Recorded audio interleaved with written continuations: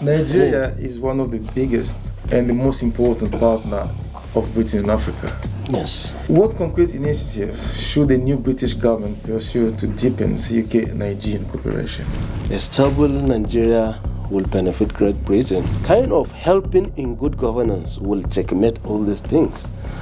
When you have a stable economy, people don't want to immigrate. Who want to leave their family, their loved ones, even the environment you are used to? Nobody wants to leave. The most important thing about the leadership is the kind of relationship that you create with the population that you are governing. Good governance, a legitimate governance framework for Africa is itself a very big economic asset. Of course, like I said, there is war ongoing in Sudan. It's hardly mentioned, but the energy case Tama put on Ukraine is no match to that. Every human life matters. So I believe communication is very key. Sometimes as politicians, we know how to communicate to get vote.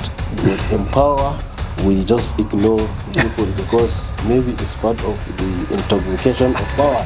Africa's priorities cannot be measured by somebody else who is not in Africa. Yeah. You see? And so for me, that's really the challenge. The challenge is how do we create a global village where there is no reason for talent to be moving all over the place, because that will be, if we arrive at that situation, we'll have arrived at a place where Africa has its rightful place in the world. Good afternoon, welcome to Inside Out, where Africa meets with the world and the world meets with Africa. I am Philip Shamamba, your host. Britain has entered a new political era with Andy Burnham becoming new Prime Minister. His arrival at number 10 Downing Street comes at a time of economical uncertainty, changing global alliances and renewed debates over Britain's role in the world. For Africa, this raises important questions. Will Britain's relationship with the continent change? Can the UK become a stronger partner with the continent in trade, investment and innovation? And what should African leaders expect for the new government? To discuss these issues, I'm joined with two distinguished guests. To my right, I have Mr. Z. Allan Ntata. Allan is a former legal counsel to the late President Bintu wa Mutharika of Malawi. Allan is an expert of governance and author. Good afternoon, Allan. Good afternoon, Philip. How are you doing today? I'm good. I'm very happy to be here. Thank you for the invitation. You're welcome. Thank you. And on my left, I have Dr. Muhammad, a political analyst from Nigeria. Good afternoon, sir. Allan. Yes. You have advised a head of state observe governments at the highest level. What was your first assessment of Andy Burnham becoming Prime Minister of Britain? And what qualities do you think will he have as a leadership? Yeah, that's an interesting question, because I think that in my view, the frequent misconception is about when a new leader comes and takes over leadership. People are always looking at the various qualities like charisma and ability and all these sort of things. But having observed power real close, I think that the most important thing about the leadership is the kind of relationship that you create with the population that you are governing the moment you take office. And I think that those are the sort of qualities that I'll be looking for. And to assess that, the qualities that you should be looking for are decisiveness, maybe judgment, and I think most importantly, honesty. In this day and age, I think you find that we have a lot of communication, but no explanation. This is one of the biggest problems that is creating a deterioration, a deficit of legitimacy in leadership. And so with regard to Mr. Burnham, I think for me, I'll be looking to see how is he communicating about the decisions that he's making in Britain. What is the direction and how is he communicating those decisions, those hard decisions? How is he communicating honestly? Or is it the old kind of leadership that has relied on spin? Because, spin, that's the communication part. But explanation, that's the hard part. Yeah. Okay. Mohammed, let me come to you.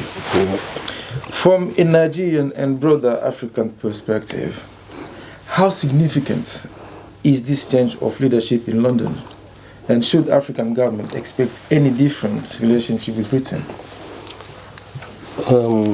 Well, I believe there wouldn't be much change because one is the same party, so Labour is meant to be inclined to the left, so it's just change of individual, but the party, the policy, again, I'm aware part of the accusation against Keir Starmer was not leaning toward the left, kind of been center-right, but not too much difference, I believe, will be make. And then, as well, from my experience living in the UK for a while, they have strong institutions. So until you have a radical, extreme person, Yes. they can hardly change the system overnight. So they mostly kind of go along within that established protocol. So that's why I hardly see any significant changes. But I believe maybe based on some approaches, maybe in terms of foreign policy, they can change or promote certain things. I hope, and it's my prayers, that the new government of Andy Burnham will focus on strengthening democracy, human rights, freedom of speeches, things they used to promote. But I believe they should be sincere this time and really see that relationship with Africa, focusing on this area, because we need good governance. Good governance, you need to strengthen democracy. We're having populist people taking over power and trying to monopolize it. We are seeing the rise of, or attempt to make states, one-party states across Africa, which is not really nice for democracy. So I believe they should work on that. They should not just look the other way around and focus more on maybe Eastern Europe, America. Like, you know, there are conflicts as well in Africa, Sudan, and co. So maybe they can reach out and promote humanitarian causes in this region. And I believe the previous government of Keir Starmer didn't push or didn't put too much attention on that. And as Labour Party, as the left, those should be part of their priorities, part of their concern. So if we look, I understand that you said Andy Burnham is more toward the left and Keir Starmer was in the center. Yes, that's how Andy Burnham is not really new in the bloc, but it's been a while he was out of, you know, Westminster. But so they say he's to the left, and I agree with that based on the people around him. So those inclined to the left usually promote this kind of ideas, which are good: human rights, democracy, issue of this is what Africa really resolving. needs. Of course, like I said, there is war ongoing in Sudan. It's hardly mentioned, but the energy Keir Starmer put on Ukraine is no match to that, which it's supposed to be both. Britain is a strategic country, has a lot of influence, you know. They are part of the G7, they are permanent member in the United Nations, so they have a lot of influence globally. Looking and championing some cause will definitely change a lot of things. I will mention again issues, conflict in Sudan, even the issue with regard to Congo, M23, that issue you have, Somalia, Libya, we still have ongoing issues. I believe and I hope as well with the new Foreign Minister Secretary, Miliband, hopefully they will champion this. I know it's a lot, and there is the Iran-Israel-US tension. There's a lot going on because Strait of Hormuz is affecting everybody, but still, I believe every human life matters. So the suffering in Africa is also a real humanitarian issue. So they should focus on that as well as promoting governance all over the world, but Africa in particular, where I came from. If we look at all that, they champion good governance, democracy, that will matter a lot, and I believe it will have a lot of impact. Yes. Thank you very much. Allan, let me come back to you. Having worked with the President Mutharika, what lessons about leadership do you believe every new Prime Minister should understand during the first 100 days in office? The first 100 days are quite important, but it is not so much for what most people think they are. I think that a lot of people expect that they will see a lot of change within the first 100 days. I believe that the first 100 days establish the direction and the character of an administration. And so, because when you think about leaders, from my experience, a leader does not step into a clean slate, so to speak. Every leader is going to get into the leadership position and find that there's a lot of things going on there. And most of the time, sometimes leaders are surprised by the amount of challenges that they suddenly find that they have to face. Because when you're in opposition, you don't know that these are the balances, these are the challenges and the competing interests that a leader is going to be facing. It is easy to speak when you're outside, and once you are in the hot spot, suddenly you discover. So the first 100 days are about, first of all, understanding what the challenges are, and not so much about going around and making videos and telling people that this is what I'm going to do and so on. You could do that, but I think what is more important is, if you're going to do that, you should have first of all assessed very, very carefully where you are standing. And secondly, I think that the first 100 days are also important for a leader to think about what will look like success to him, and what people expect will look like success for the nation. What is this success going to be based on? And I think that means listening more than setting an agenda. So those first 100 days might actually be a very, very good starting point for you to listen and see what are the marks, the measuring standards that people have set for your prime ministry, for your leadership. And then I think the third point that I would say with regard to those 100 days is it is the time to decide who you are going to keep close to you, who are going to help you deliver, who is going to help you deliver the vision that you have now articulated with the people. Now, articulate the right vision. Make sure that people understand what success will look like. And then you as a leader within those 100 days, establish who is it that you're going to surround yourself with that are going to help you achieve those particular deliverables. Now the danger is to keep people because of loyalties that have been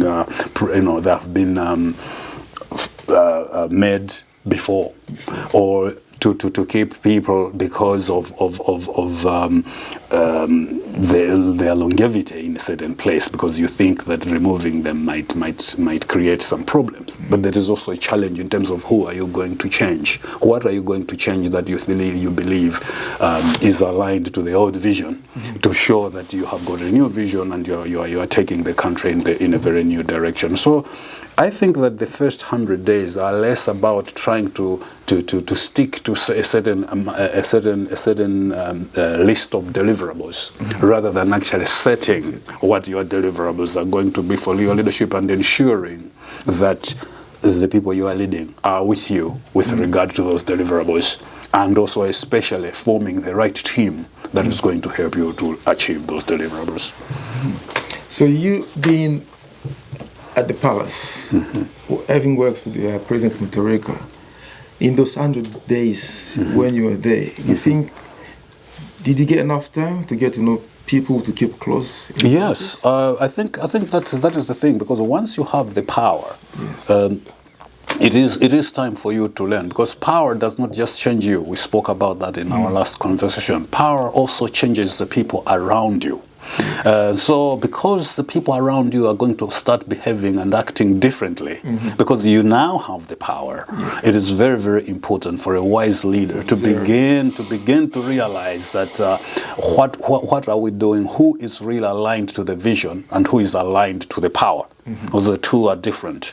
And so when we were advising Bingu, this was always a challenge, because you end up sitting in a meeting and you are looking at a certain particular issue, but you find that sometimes contributions that are being given are not genuinely for the benefit of the issue, but for the benefit maybe of certain interests that might sort of hide behind the implementation of that particular project or decision. So I think for me that is the danger with the leadership, and in the first 100 days, discernment is very, very important in this regard.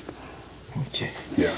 Dr. Mohammed, let me come back to you. Many African democracies and Britain face growing public distrust in politics.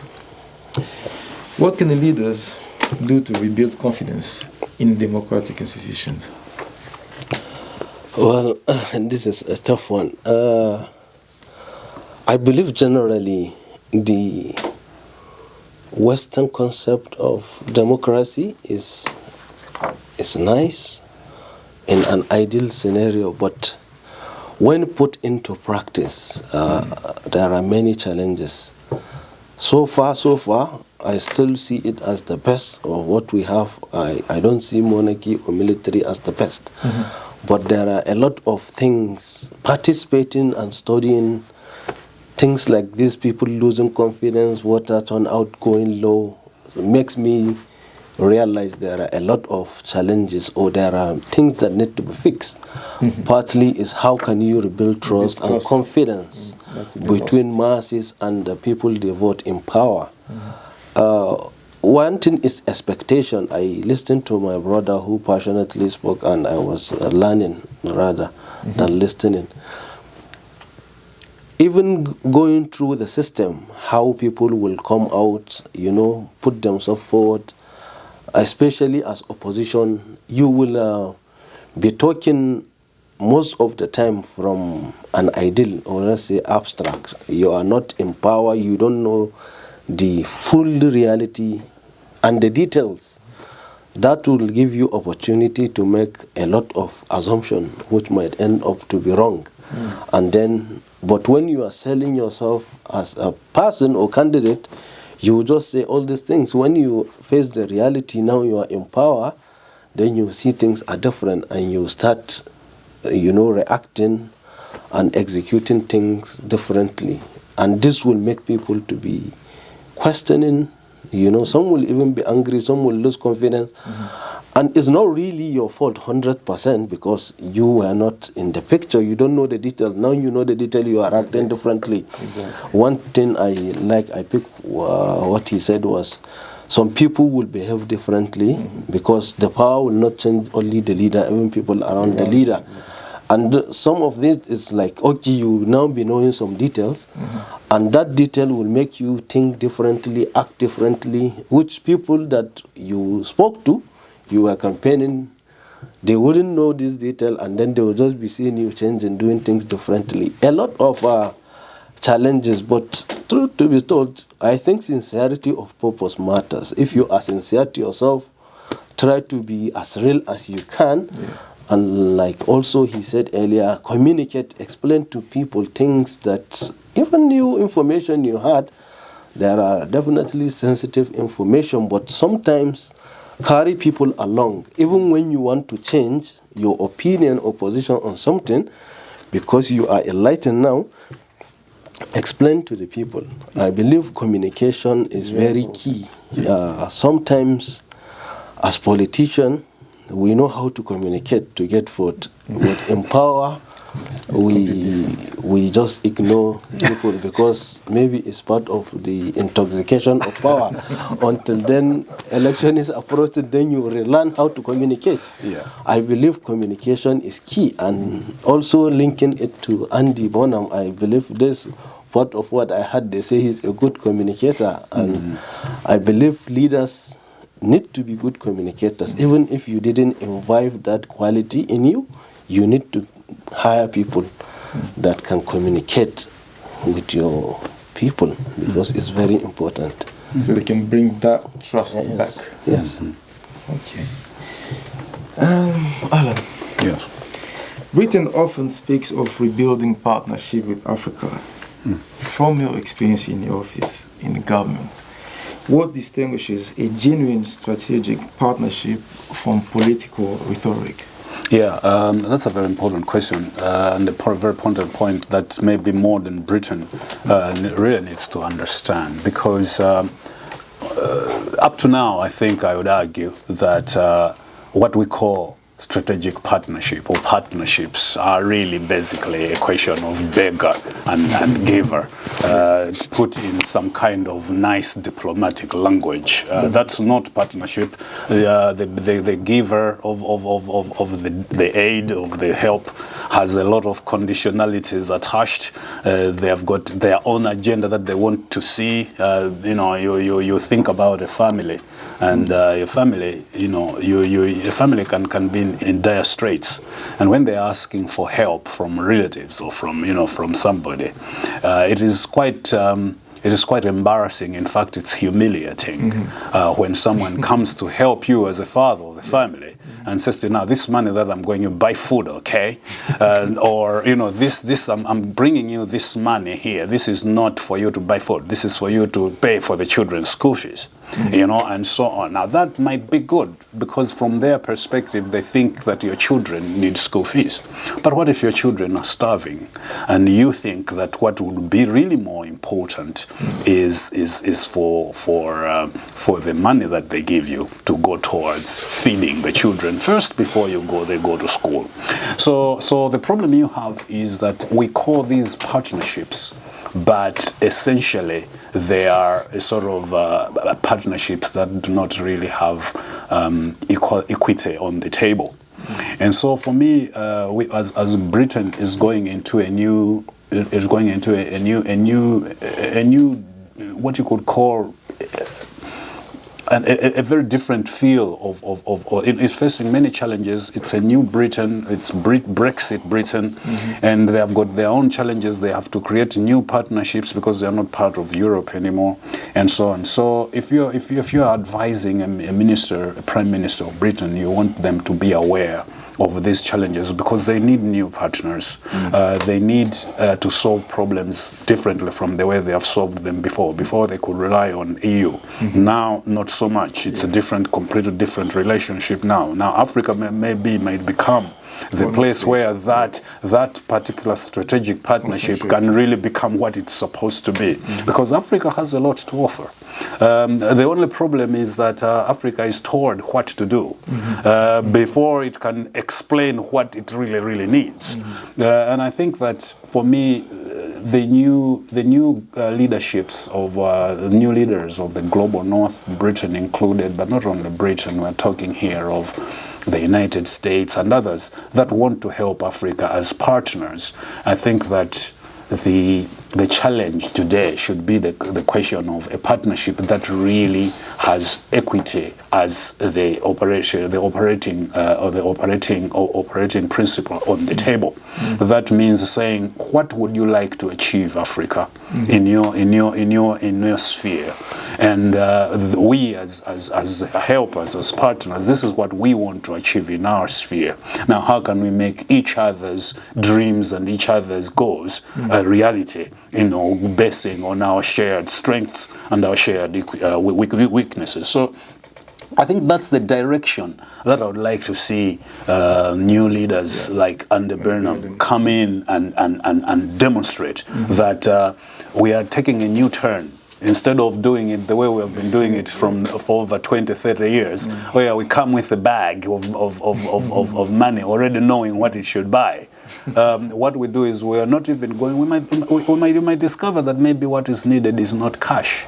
Maybe what is needed is technology transfer. Maybe what is needed is governance strengthening. As my political analyst friend from Nigeria, and I'm going to speak about that later on if you give me a chance, because I believe that Africa's priorities cannot be measured by somebody else who is not in Africa.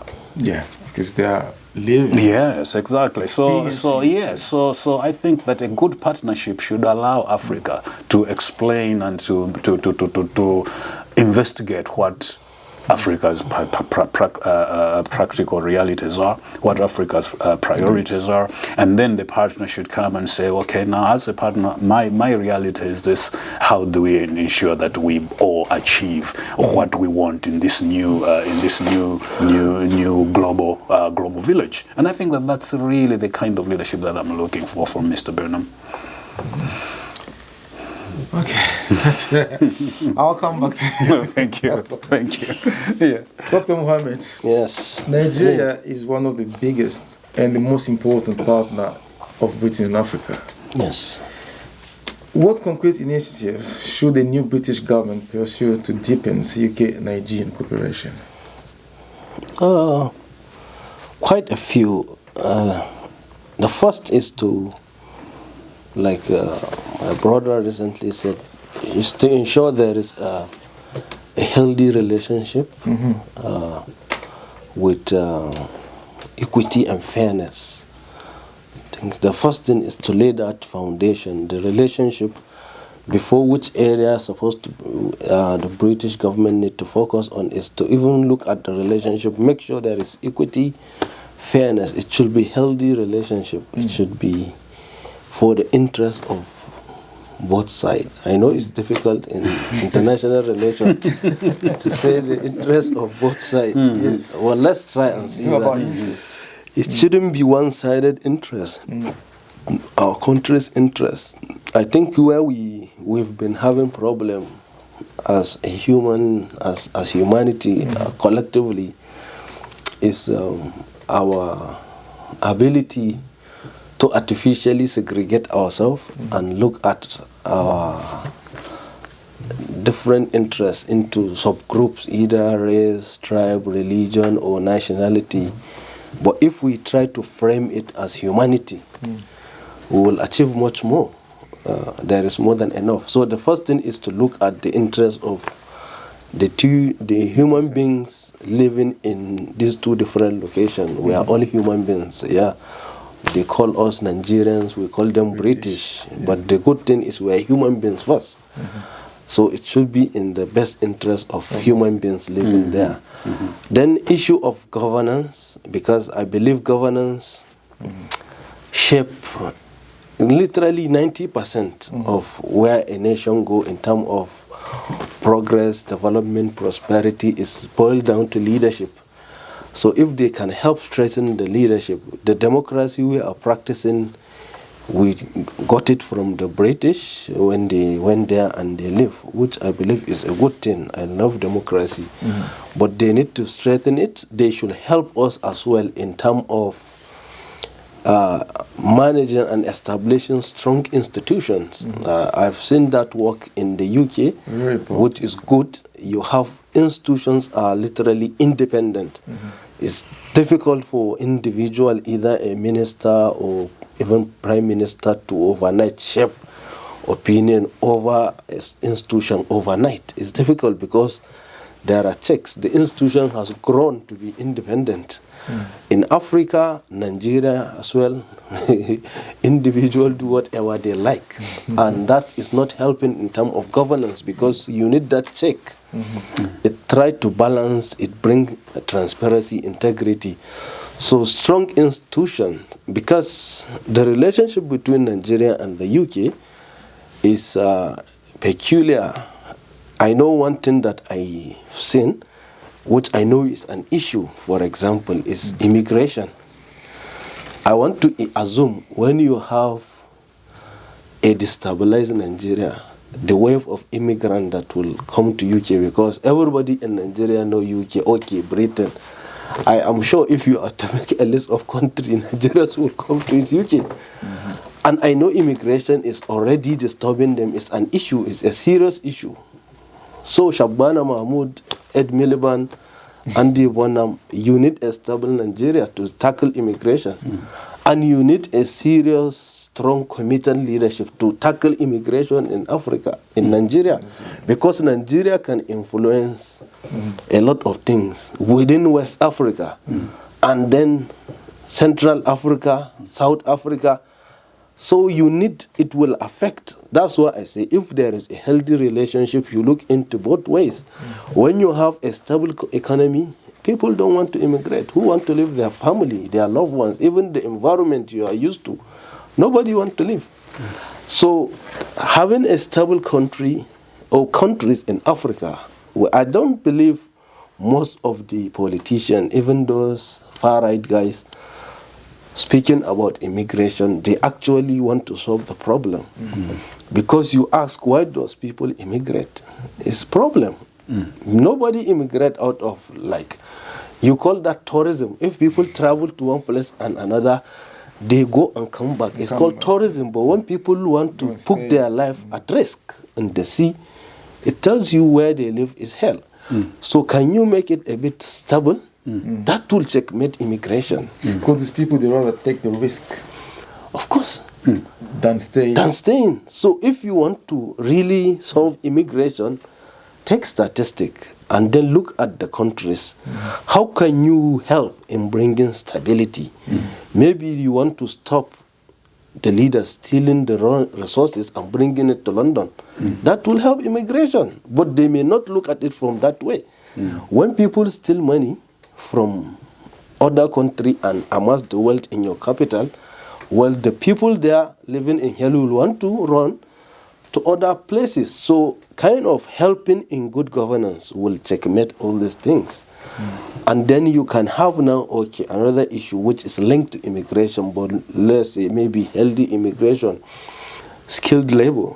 You want people to come and help where there is shortage of, skilled manpower. If you have good education system out there, you have opportunity to tap into that, human resources and benefit. So that's why I say if we look at it as human beings in two different locations, we can solve that. But I believe these are some of the areas definitely we need to look at. We can have a good relationship with Britain. So the point is we need to have this kind of relationship focusing on these areas, strengthening good governance, democracy, human rights, because it will find a way to positively affect even Britain, like I said, tackling immigration, all these other issues. And also, like you were discussing, post-Brexit, Britain needs new partners. You need a stable, good economy to partner with. So if African nations, Nigeria as well, is growing economically, having a stable economy, stable democracy, why not? They are already part of the Commonwealth. So that will also help Britain. You have over 150, nearly 200 million market. So it's big. And so in many ways, a stable Nigeria will benefit Great Britain. And we are already have this historic, partnership or relationship rather. So I believe that should be the issue. So Britain has interest on having a stable Nigeria, a democratic Nigeria, a Nigeria that is run really well, so it can help to the immigration and life in Nigeria, so that will stop people from taking these risks of dying in the sea. I believe it's in the best interest of Britain. Looking at it from that angle. It doesn't have to be the old, colonial mindset thinking. Things are changing rapidly in the world, so even international relationships need to change. You can look at it both ways. Look at America. It used to be a British colony. Today, America is more powerful, more stronger than Britain, but still, a strong America is in the best interest of Britain, because at least they are Western bloc. They protect Britain interests. Okay. Allan, you spoke about the transfer of technology in a previous question. Let me go. Should Britain's relationship with Africa move decisively away from aid towards trade, investment, and technology transfer? And what would that transition require from both sides? Yeah, I think I'll definitely sort of extend Dr. Muhammad's argument in a way, because I think this question is connected to the one that you gave to him and the answer that he has given. And the point is this, that we always focus on aid, and that is probably, for me, an area which maybe we need to revise the way we approach Africa Global North relations, not just Britain. When I say Global North, I'm putting Britain as one of the main trade partners, the main development partners that Africa has. We always focus on aid. We always think that Africa's role in these relationships is to receive some kind of aid, and then their role is to give the aid. But I think that, as Dr. Muhammad has said, and I'll put it differently, but it's the same point. Good governance, a legitimate governance framework for Africa is itself a very big economic asset. And we need to begin to realize this, because I think that at the moment, this question, for example, starts a little bit downstream, because it starts with aid in terms of technology, in terms of what can aid achieve, but it does not look at the underlying pathology. And the underlying pathology for Africa, which I think that countries like Britain, with great democratic lineage and history and pedigree, they should promote for Africa, is first of all the environment in which in which economic development can thrive. And I think that means going back to the governance question first and foremost. Before we begin to speak about how much money should I give you, first of all, check the house and say that, is Africa as a house being run the right way? Because if I give you money, but the money, the father doesn't use it the right way, you are not helping the family. You are wasting the money. So I use that analogy over and over again, because we tend to diagnose the wrong thing. So and then the question then becomes, perhaps, I think the more important question, which I think maybe the doctor was pointing towards but didn't quite get, is that how do you make African governance systems better? Exactly. That is the question. It's not just a matter of anti-corruption commissions. It's not just a matter of more law. It's not just a matter of stronger institutions. We have tried all these ideas. They have been propagated. They have been announced from various pulpits, from various books, that Africa needs this and Africa needs that. I think that, for me, the question must be, let's diagnose all over again. What is going wrong with aid? Why is aid not working? Because we are still talking about it after 60 years, because all of the aid that has been poured into Africa hasn't produced the results that were expected of it. And so the question we must ask is why? Why is the aid going into Africa but not getting the dividends that are expected? And I think that the bottom line is the governance question. The aid has to be governed in the right way. If it is not being governed in the right way, it's not going to do its work. And so the help that Africa then needs from that perspective becomes the help of establishing governance frameworks that work. And I don't think that it's just a question of saying, strengthen democracy here, strengthen democracy there. I think it's a question of going back to the drawing board and saying, Africans, tell us what could be a good governance framework for Africa that we can support you build. I think that's a question that we begin. It's long overdue, because we have simply taken a governance framework that has been formulated and simply tried to implement it.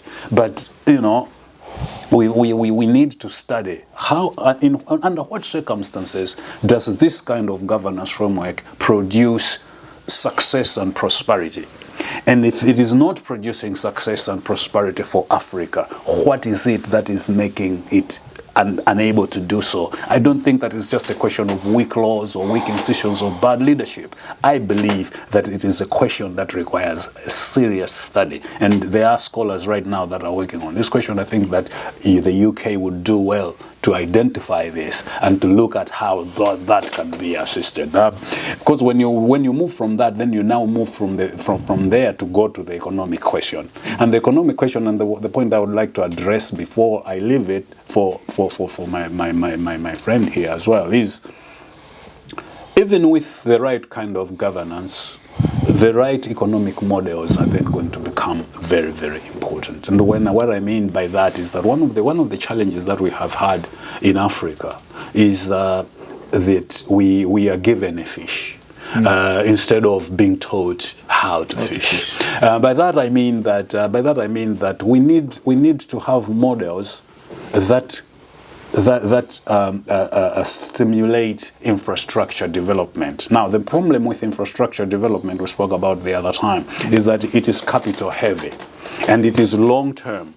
And that's what Africa needs in order for Africa to be a major player on the global village. It needs these really, really huge infrastructures that require a lot of capital. And that capital will come from the government. It will come from the government just like it did in the global north. The great development does not start from the private sector. It starts with government investing in the right infrastructure to create an environment where investment is possible. And so for me, helping Africa means looking at ways in which these capital-heavy investments can be made. We're talking about building important infrastructures, roads, and so forth, communications, energy, and so on. Because these things, if you leave them to the private industry alone, they are going to take very, very long to come to Africa. And so because of that, Africa is always going to be an aid recipient. But if you help African governments to build those infrastructures which nobody is going to go there and build for them, then you discover that you are now bringing the country to a level where an investor who is looking for good communication will come. An investor who is looking for a good road network or airports and airlines and things, they will come because you have put the heavy industries that are there. You've managed to put them up. So for me, I think besides the governance question, the other question is industrialization, and industrialization requires government involvement. It has been like that through history. There is no reason why Africa should be made to be doing it alone and through only the private sector. Don't you think to invest toward these big infrastructures, like you say, that will be for longer term? So in short term, what do you think Africa may need? No, I mean it is a question of what you understand as short term or long term. Yeah. Because if we're talking about building hospitals so that when people are in Africa, investors, they shouldn't feel that I cannot go there and stay there because I'm an investor. When I get ill, I have to go back somewhere else and so forth. Then these are not they sound like they're big and long term, but they're not. They are things that can be built and then on a turnkey basis make sure that they're economically viable. And so for me, it's a question of really not worrying too much about the actual implementation stages of this, but first of all, adopt the philosophy. Once you adopt the philosophy, then you can worry about, okay, what should we do first? What's the strategy? How are we going to ensure that we have what we need for a country to be attractive to private investment? Because at the moment, our biggest challenge is that we cannot attract the same kind of private investment that other global north countries can attract. And the reason is because our infrastructure is still not up to that level. So we need to get it to that level. And people that entities, countries that want to help Africa, they must accept that is the way to help Africa. Not to just come and say, this is what we think you need. No, ask African countries, what do you think would be success for you as a country, and how do you want to get it there? Okay, I think that's the best way to help Africa. Dr. Muhammad, Africa is rich in natural resources and has one of the world's youngest population. what reforms are needed within African countries to make them attractive destination for long-term British investment, as Allan was talking about investment? Well, thank you. This is, it can be a long academic discourse. But if I'm to do the impossible to summarize everything in one word, I would say is philosophy. Africa, our philosophy right now is very wrong. We need to go and redo our philosophy that will, like Allan just mentioned earlier, where I don't know one African country that is industrialized. We all import things, heavy duty cars, everything. Europe has been industrialized from late 18th century to early 19th, 20th century.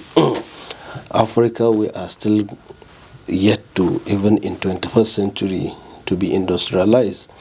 Countries like Japan, China, recently got it right. And I believe, like I said, in one thing is just philosophy. The way we approach the world, how we live, we need to rethink. We need to know it's no more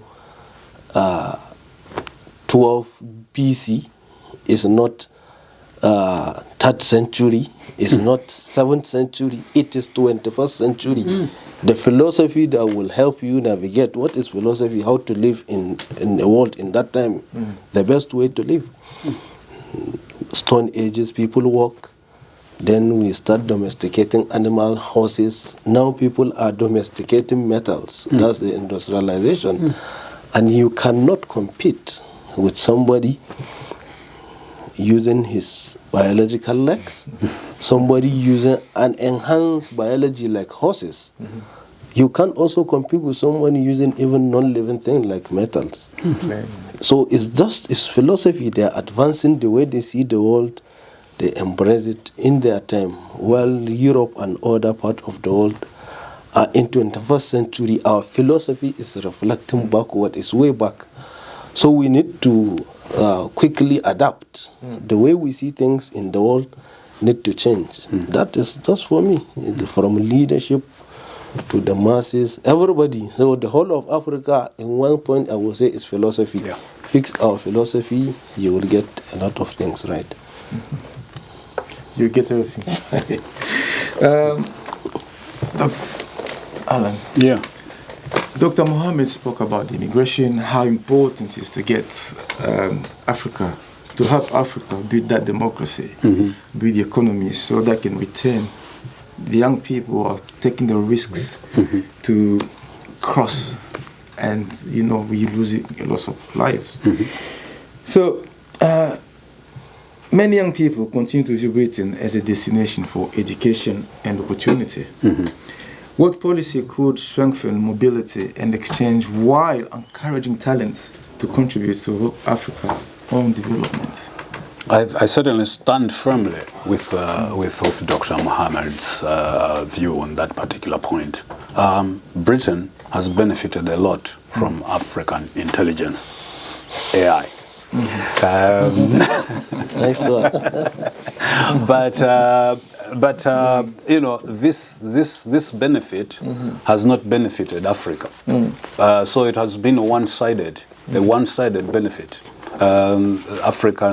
Africans emigrate because they are seeking greener pastures, employment, education, and they come here, they study, and then they realize that they might not be even employable back home. There is no NASA in Malawi.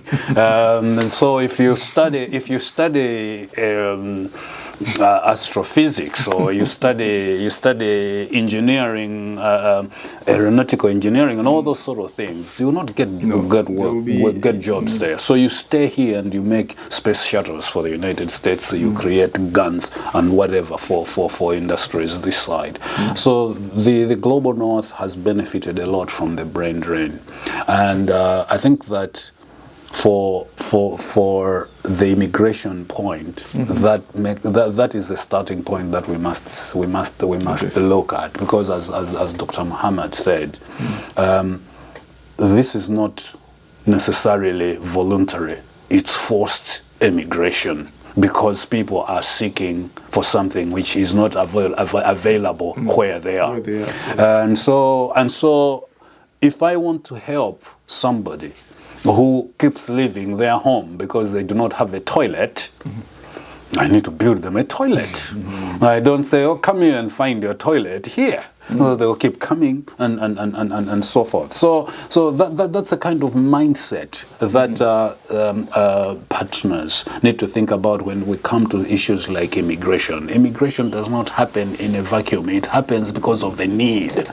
And so at this stage of world development, at this stage of human interaction, I think that we can create a global world where, instead of simply looking at the problem in isolation, we can look at the root cause of the problem and address that. And as Dr. Muhammad said, which I strongly agree, for Africa, that means creating polities, creating countries that are, first of all, sound in terms of their governance frameworks. We've discussed this is a very, very big issue. We keep talking about it. When we say creating good governance for Africa, it's not simply about saying adopt democracy the way it is. I think that's the point that we don't articulate well enough. Creating good governance for Africa is not simply a matter of strengthening democracy. Strengthening democracy is the approach that has been taken for the past 60 years. And it hasn't worked. So we need to look at how do we strengthen governance, not democracy. Those two are two different things. And so for me, I think that that's one of the aspects. Once you strengthen the governance, you are creating an economic base, a foundation for economic development. Once you create a foundation for economic development takes root. When it takes root, immigration, diaspora people will say, you know what, we are looking for people to come here and teach astrophysics. And you find there are 100 qualified Nigerians who have been teaching across the world who want to come home and teach these subjects and build these industries and so on. And so for me, that is really the direction to go. The problem is we have equated good governance to democracy. And now that's not always the case, all right? So we need to ask the question, what could good governance for Africa look like, and begin to pursue that goal? Because good governance in Africa, as simply understood as democracy, has been an error. We have clear evidence that doesn't work.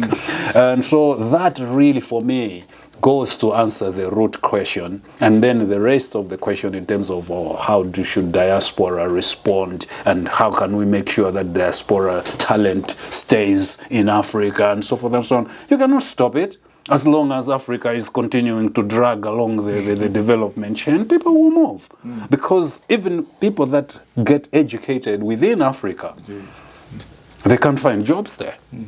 And so they'll have to look at the world market and see where they're going to. So sometimes people actually leave after doing all their qualifications because they can't get employed, and yet they're so advanced, and that there is talent, there is here call for talent. Oh, come here, we need people here. Yeah, they need people here because they are developing without developing the other countries. You see? And so for me, that's really the challenge. The challenge is, how do we create a global village where there is no reason for talent to be moving all over the place? Because that will be, if we arrive at that situation, we'll have arrived at a place where Africa has its rightful place in the world. The relationship between Africa and Britain is entering a new phase. Whether this new government delivers a deeper partnership based on mutual respect, economic opportunity, and shared value will depend on not only on decisions made in London, but also the leadership across all Africa. Thank you for watching Inside Out. If you enjoyed this program, please subscribe, share, and join the conversation. Until next time, I'm Philip Shamamba. Thank you for watching Inside Out.